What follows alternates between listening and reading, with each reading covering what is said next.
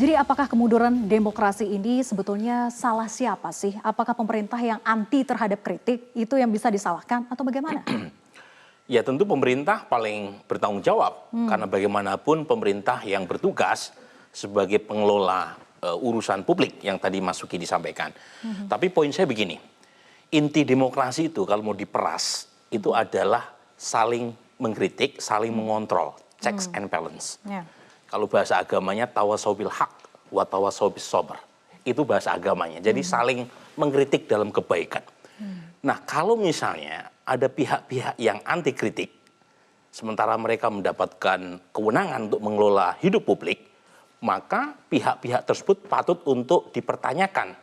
Karena bagaimanapun inti dari demokrasi, mereka bersedia untuk membuka telinga selebar mungkin terhadap masukan sekeras mungkin.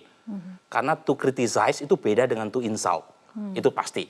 Nah masalahnya kalau kita lihat sekarang, memang ada tendensi, itu dua lapis tuh. Yang pertama, di pengelolaan negara ada tendensi berkurangnya akuntabilitas horizontal. Nah dalam studi demokrasi, akuntabilitas horizontal itu dicirikan oleh cabang-cabang kekuasaan yang saling mengkritik satu sama lain. Two eyes better than one eye. Jadi kalau misalnya eksekutif itu jangan sampai terlalu kuat, perlu ada legislatif yang kuat juga. Yang mengontrol. Demikian juga sebaliknya. Nah yang terjadi belakangan itu eksekutif terlalu dominan. Dalam hal ini Presiden Jokowi, dia menguasai 7 dari 9 partai di parlemen dan membuat keseimbangan kekuasaan itu menjadi berkurang. Nah ini yang menyebabkan akuntabilitas horizontal kita itu problematik.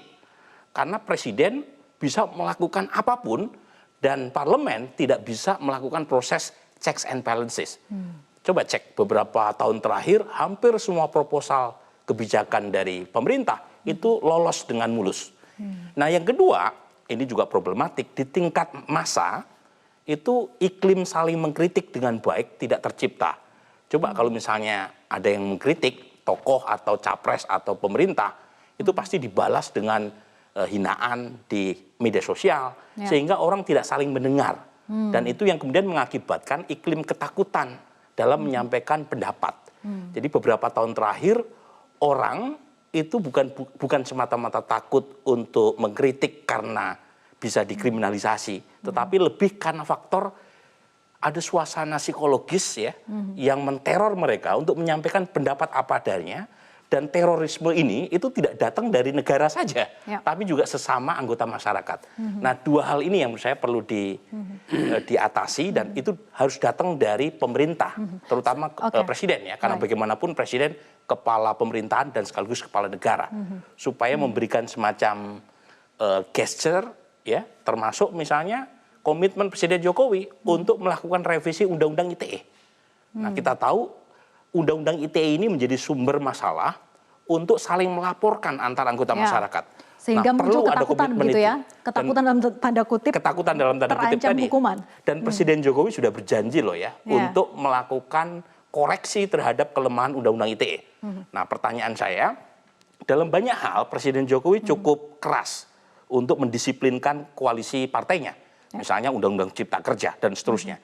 Tapi dalam soal Undang-Undang ITE, itu kan mudah buat Presiden Jokowi untuk mengumpulkan 7 partai pendukungnya dan melakukan koreksi bersama supaya tidak melanggengkan iklim ketakutan, terutama yang muncul di antar sesama masyarakat.